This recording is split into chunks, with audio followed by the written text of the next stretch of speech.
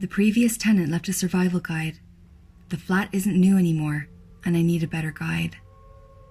It's been a long time since I moved into this apartment, picked up that damn note from the tenant before me, and unlocked a world of demon window cleaners and vile, rat-like creatures that live in the communal lift. If you don't know me, my name is Kat, and months ago, I found myself living in a home filled with unusual occurrences. You can start here if you want to know more. If any of you do remember me, I'm back again, begging for your help. I don't even really know how to begin this, but I think I owe you all an apology. You warned me, gave me advice, and tried to stop me from making the biggest damn mistake of my life. I didn't listen. Instead, I let my emotional immaturity get the better of me. I really wish I'd listened. I'm sorry I ghosted you all. I was embarrassed. I know I disappeared without a word, and for that, I really am sorry. I can't blame any of you for comparing me to Prudence. The events following my moving into the block had me in such an emotional place. You have to understand, it was a lot to take in. No one can be truly equipped to live somewhere like this. It was bound to catch up with me eventually. The months since I last updated you have been hellish, and now I found myself in further trouble. It wasn't long after my last post that I caught Jamie. I enticed him into the flat with cat food left out by the door.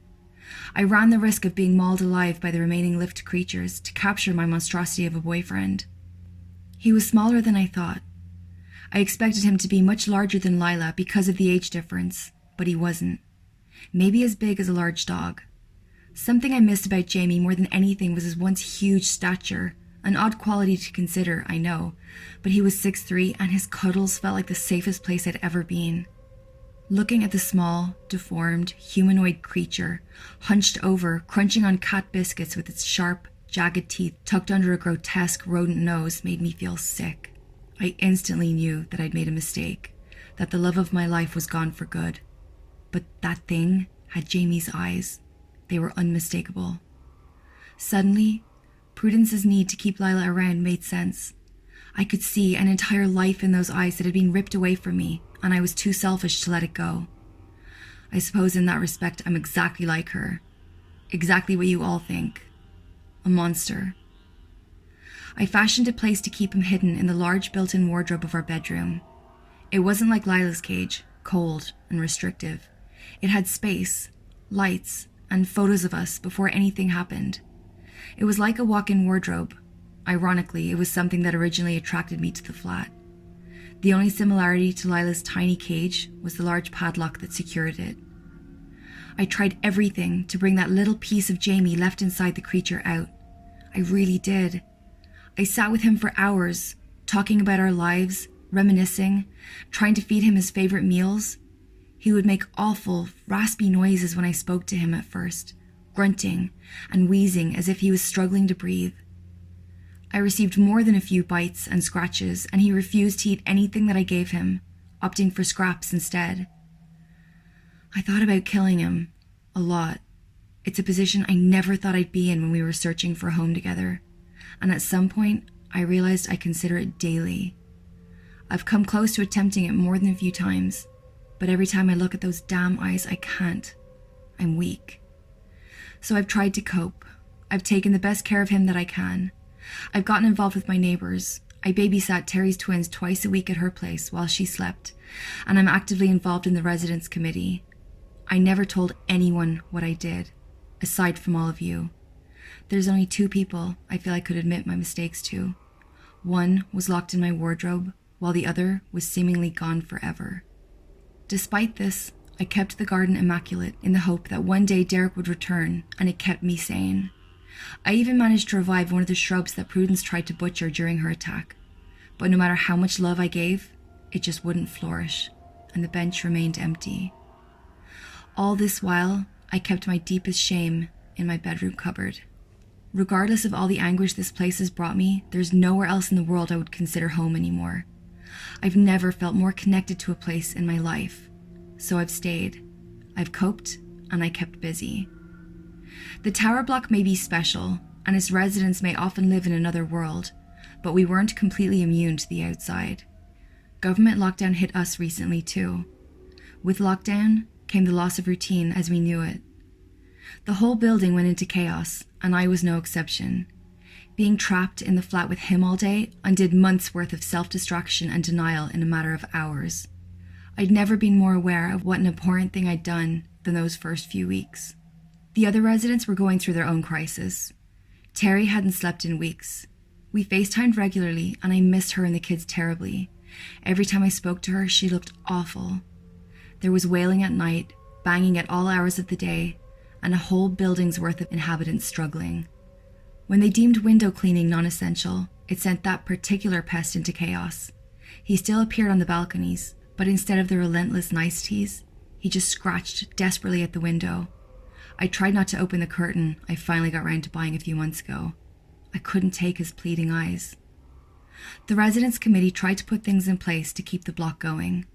We were running Zoom meetings, and a number of us started collecting essentials for the elderly and vulnerable residents of our floors. Having socially distanced chats with them from the corridor as we drop off. To be honest, it was as much a lifeline for me as the elderly residents. Anything to get out of the flat, away from him. I was allocated 3 residents from my floor, living in flats 48, 51, and 43.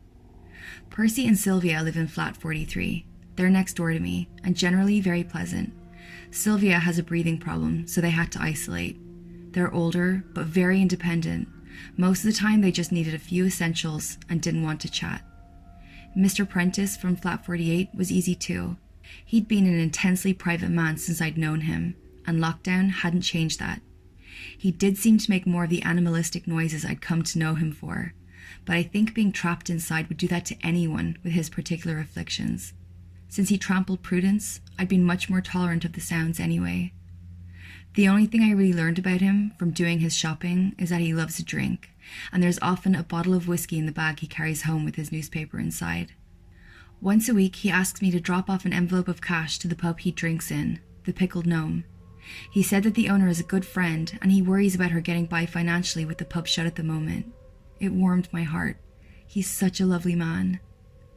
Flat 51 was different from the other 2. I hadn't ever met the occupant, despite having lived here for almost a year now. I'd seen a young man going in and out occasionally, but he never stayed long. The flat was occupied by Miss Esther Beckman, a blind, elderly widow. The man visiting was her son, who had his own profoundly disabled child and couldn't support his mother through the pandemic. The first time I knocked on her door, I was nervous. I wasn't sure why. I just felt uncomfortable trying to help someone I knew nothing about. I knocked and stood back. It took a few moments for Miss Beckman to answer. Esther had wild, greyed hair. She hadn't cut it like most older ladies tend to. She'd allowed it to grow and it had formed spectacular waves. She was well presented, and I'm embarrassed to say I didn't expect that from a blind person. She wore a satin blue dressing gown over the top of a white day dress and had a pair of comfortable-looking slippers on that perfectly matched the colour of her dressing gown. "Are you the girl Molly phoned about? I told her I'm fine, but the interfering old bat insisted," she greeted me with, rummaging in the pocket of her dressing gown for a packet of cigarettes. I watched her open a pack and light the last one. Her brash attitude didn't put me off. I liked people with a bit of tenacity, and I wasn't particularly fond of the Residence Committee's chairperson, Molly Thompson, either. "I'm Kat, although I'm sure Molly will have referred to me as Catherine. Not my name, by the way. Anyway, I'm happy to pick up anything that you need, and I'm here if you just want to chat." I stumbled a little as I spoke. Esther laughed. "See, even interfering in something as personal as your name. I never liked that woman." She paused and took a few drags of her cigarette, hesitating before she continued. "I don't need much. If you could grab me a pack of cigarettes and a microwave meal every day, I'm fine. I don't like to ask, but my son can't come, and without a smoke, I think I'd go potty." She took another long drag of her cigarette and reached into her pocket to pull out some change and a £20 note. She winced a little as she asked for help. It clearly wasn't something she was used to. "Throw me the packet so I know which brand to get," I answered. Esther threw me the empty carton after shoving her money inside, and I barely caught it. She smoked the same brand I did, so I reached into my pocket and pulled out 3 or 4 individual cigs and tossed them back. They hit the floor. Shit, she's blind, I thought, mortified. "There's a few cigs on the floor in front of you. Sorry, I didn't think. But they're the same as yours. They should keep you going until I get back." As I said that, she smiled properly for the first time. You're all right, aren't you? Thanks. Before you go, just a bit of advice for you. Take the route through the park instead of around, she answered. I thought it was strange, but everything in the tower was. I told her that I would and said my goodbyes. The stairs that constantly skipped weren't kind to me that trip. The 7 flights became 18, and by the time I reached the bottom, my thighs were burning. I exited the building and thought about Esther's suggestion. The route around the park was quicker, but I decided a pleasant wander through the trees would only keep me away from Jamie for longer, so without any further hesitation, I took her advice. My legs were sore from the stairs, but it was a beautiful day. About halfway through the park, I heard a loud crash and the screeching of car tires followed by screaming. I sped up, and when I finally reached the exit, I turned the corner towards the shop and the source of the noise. It was utter carnage. A car had slammed into a motorbike at a zebra crossing and caused a devastating accident. Crowds gathered, with multiple people on the phone to emergency services. I was shaken entering the shop. I couldn't stop thinking about the poor people involved in the crash. Esther's words echoed in my mind as I thought about the fact that had I taken the usual route, I would have probably been crossing at the crash site as it happened. The realization that Miss Beckman's suggestion had saved my life sent my mind into overdrive. I know that many of you think I learned nothing from my experiences moving into the block, but I did learn that there are no coincidences here.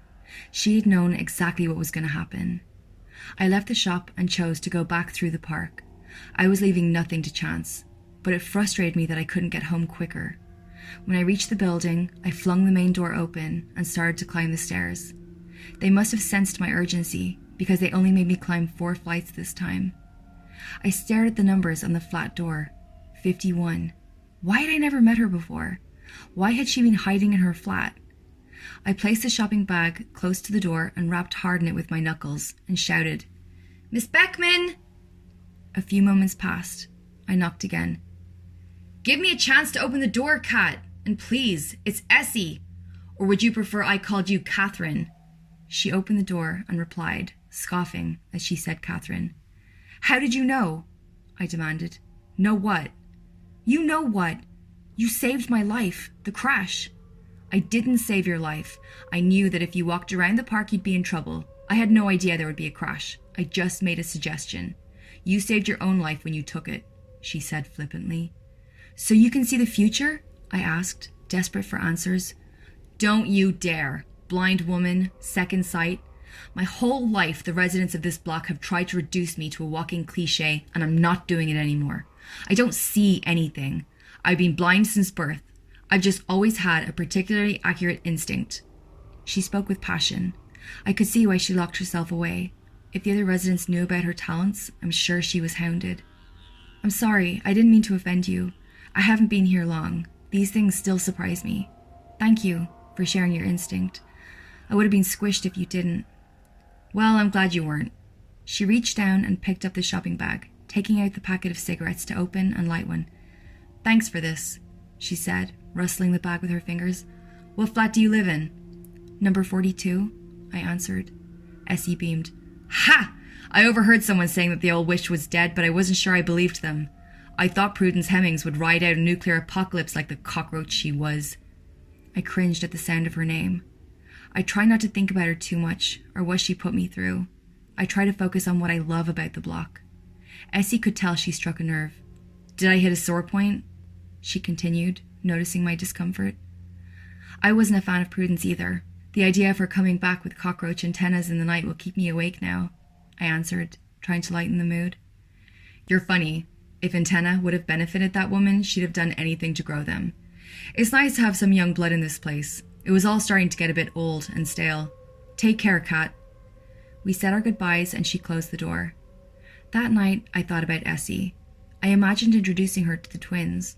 I was sure she would love them, and I thought of trying to get her involved in the block again when all this was over. It made me smile. Unfortunately, my happy thoughts were soon interrupted by Jamie. I sat on my bed with a cup of tea and could hear him from the cupboard, scratching and wheezing. I went and opened it up to stroke him a few times. Saliva dripped from his sharp teeth down his deformed jaw. It disgusted me.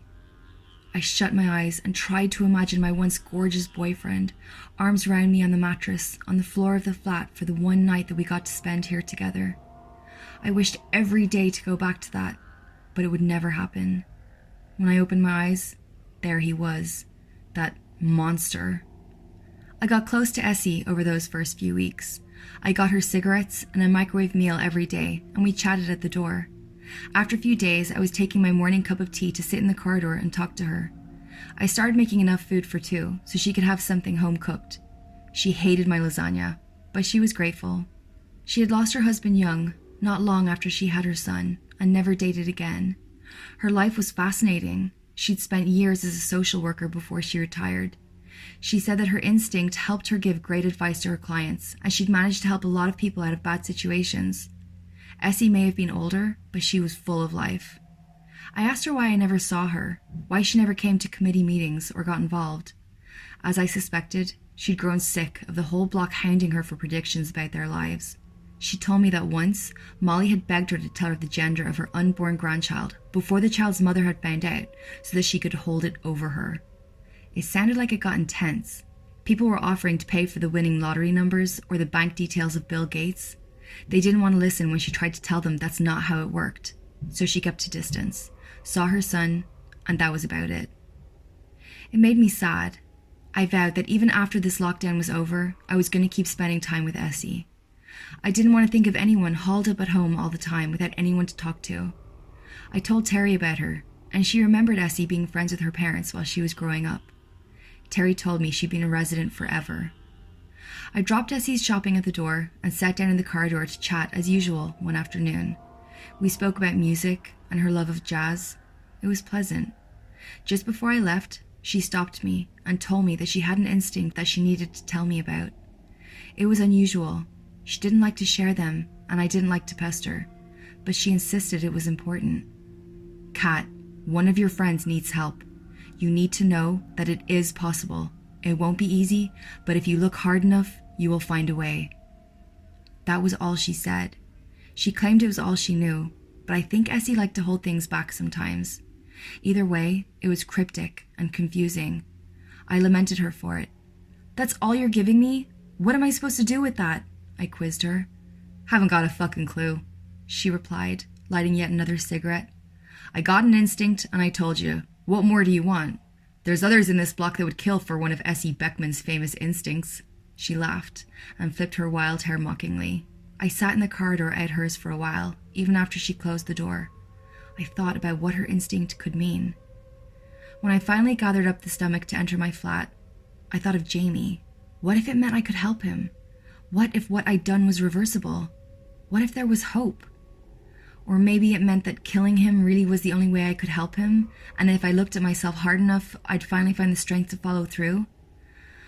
I struggled to sleep that night, despite trying to go to bed early. Every scratch, wheeze, and gasp from the cupboard sent me bolt upright, and it took until just after 1 a.m. before I finally drifted off. When I woke in the morning, I had 5 missed calls from Terry, 2 from 3 a.m., and 3 from that morning. My heart dropped. The kids. I knew Ellie had been going through a stage of trying to get out of the flat, and I was terrified something had happened to her. I could barely hold the phone as I dialed back. Thankfully, she answered quickly. Terry, are you okay? What's happened? Are the kids okay? I practically screamed at her down the microphone. Kat, I'm fine. We're fine. But I have to tell you something. Terry was serious. She was never serious. What is it? Last night, Ellie got out. She made it all the way up to your floor to try and visit you by the time I caught up with her. As I was about to march her downstairs, I spotted something. It's Miss Beckman, Kat. She was walking into the lift. Her words cut into my soul. I let out a gentle sob. I'm sorry, Kat. I tried to stop her. I screamed her name, but she didn't turn. She just walked in. I couldn't do any more. I had Ellie there, and when I checked the time, it was 2:15. I'm so sorry. And that's where this predicament begins, in an ironically similar place to before, with me mourning the loss of a loved one to the lift.